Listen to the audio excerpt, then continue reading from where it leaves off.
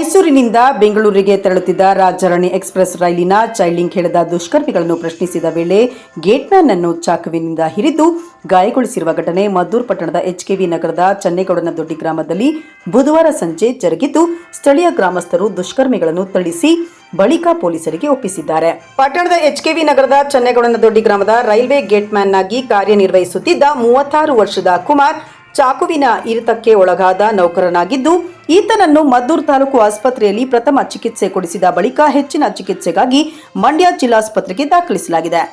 ಮೈಸೂರು ಗೌಸಿಯಾನಗರ ಹಾಗೂ ಕ್ಯಾತಮಾರನಹಳ್ಳಿ ಬಡಾವಣೆಯ ನಿವಾಸಿಗಳಾದ ಮುಸ್ಕಾನ್ ಕುರೇಸಿ, ಸುಭಾವ್ ಕುರೇಸಿ, ಸಾಯಬ್ ಖಾನ್, ವಸೀಂ ಹಾಗೂ ಸುಜಾತರವರು ಕೃತ್ಯ ಎಸಗಿರುವ ದುಷ್ಕರ್ಮಿಗಳಾಗಿದ್ದು, ಸ್ಥಳೀಯ ಸಾರ್ವಜನಿಕರು ಥಳಿಸಿದ ಪರಿಣಾಮವಾಗಿ ಗಂಭೀರವಾಗಿ ಅಸ್ವಸ್ಥಗೊಂಡ ದುಷ್ಕರ್ಮಿಗಳನ್ನು ಪೊಲೀಸರು ತಾಲೂಕು ಆಸ್ಪತ್ರೆಗೆ ಕರೆತಂದು ಚಿಕಿತ್ಸೆ ಕೊಡಿಸಿ ಹೆಚ್ಚಿನ ಮಾಹಿತಿ ಪಡೆಯುತ್ತಿದ್ದಾರೆ.